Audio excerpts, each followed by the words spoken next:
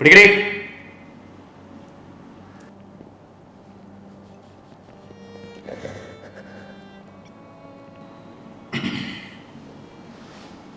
കുടിക്കും.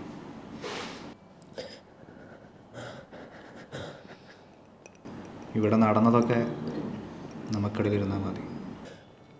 അതല്ല ഇനി വീട്ടിൽ ചെന്ന് പറയാനാണ് ഉദ്ദേശമെങ്കിൽ അറിയാലോ, എൻ്റെ അച്ഛന് 2 അറ്റാക്ക് കഴിഞ്ഞതാ. ഇതും കൂടെ അറിഞ്ഞു കഴിഞ്ഞാൽ അയാൾ താങ്ങത്തില്ല. ബന്ധുക്കാർ പോലും തിരിഞ്ഞു നോക്കാനില്ല. പിന്നെ അമ്മയ്ക്കും മോക്കും കൂടെ ആ വാടക വീട്ടിൽ നിന്ന് ഇറങ്ങി തെണ്ട. അത് വേണം.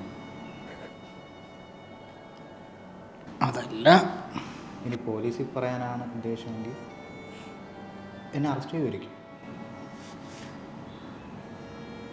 പക്ഷെ അതിനുശേഷം മോക്കും വീട്ടുകാർക്കും റോഡിൽ കൂടെ ഇറങ്ങി നടക്കാൻ പറ്റും. നിൻ്റെ ഭാവി അതോടെ തീരും. ബുദ്ധിയുള്ള കുട്ടിയല്ലേ വർഷ. അപ്പം ആലോചിച്ച് ഇതങ്ങ് മറന്നു. ഞാൻ മോളുടെ നല്ലവനായ കണക്കധ്യാപകനും മോള് എൻ്റെ നല്ല സ്റ്റുഡൻറ്റ്.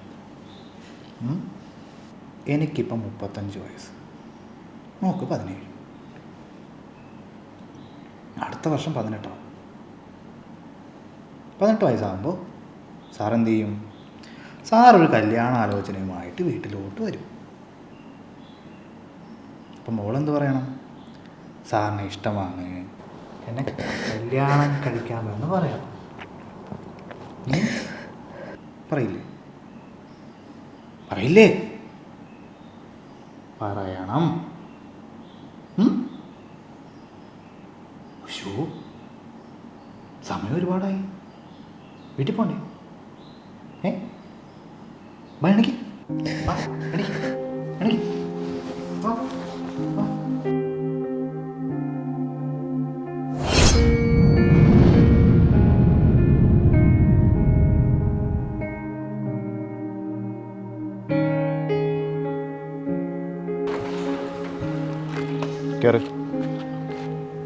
കേറാൻ.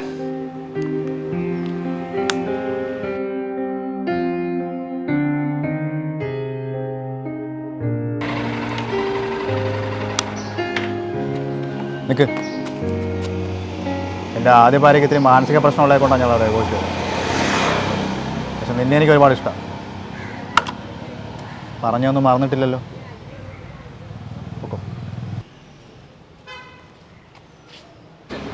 ആ അമ്മേ, താമസിച്ചോണ്ടാണ് ഞാൻ കൊണ്ടാക്കാന്ന് വിചാരിച്ചത്. എന്തൊക്കെയുണ്ട് വിശേഷങ്ങൾ? വർഷയുടെ അച്ഛൻ വന്നില്ലേ? അധികം താമസിക്കും സാറേ. സാറേ എത്തിക്കുക, ചായ കുടിച്ചിട്ട് പോവാം. വേണ്ട, പിന്നെ ഒരിക്കലോ പോട്ടെ എന്നാലേ. എന്തൊരു നല്ല മനുഷ്യനാ. അധ്യാപകരായതാ ഇങ്ങനെ വേണം.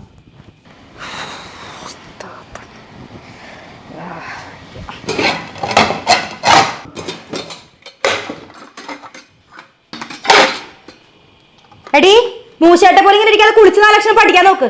ഞങ്ങളെയോ ബഹുമാനമില്ല. ആ മനുഷ്യനെ ബഹുമാനിച്ചൊന്ന് പഠിക്കാൻ നോക്ക്. 4 ലക്ഷം ഇതിനുണ്ടാക്കിയിട്ടതാണോ ഇതിനൊക്കെ?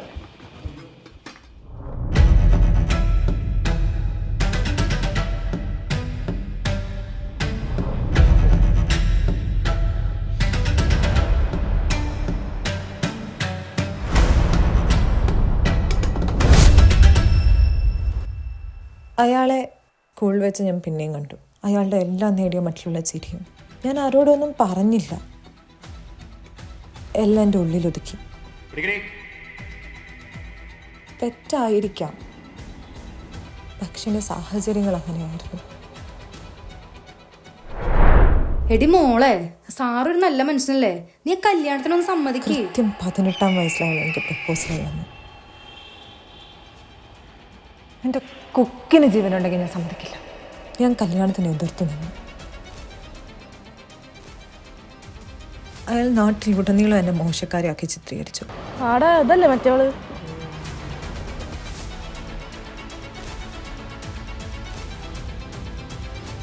തോറ്റു കൊടുക്കാൻ എനിക്ക് മനസ്സില്ലായിരുന്നു.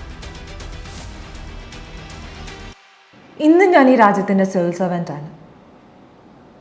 അന്ന് ഞാൻ അയാളുടെ ഭീഷണിക്ക് വഴങ്ങി എൻ്റെ കഴുത്ത് നീട്ടിക്കൊടുത്തിരുന്നെങ്കിൽ എൻ്റെ ജീവിതം കുപ്പത്തൊട്ടിയിലായേനെ. ഇത് ഞാൻ പൊരുതി നേടിയ എൻ്റെ ജീവിതമാണ്. എന്നെ താറടിച്ചവരോടുള്ള എൻ്റെ പ്രതികാരം. അവൻ അർഹിക്കുന്ന ശിക്ഷ കിട്ടുന്നുണ്ടെന്ന് ഞാൻ ഉറപ്പുവരുത്തും. കാരണം ഇതെൻ്റെ ജീവിതമാണ്. എനിക്ക് ജയിച്ചേ പറ്റൂ.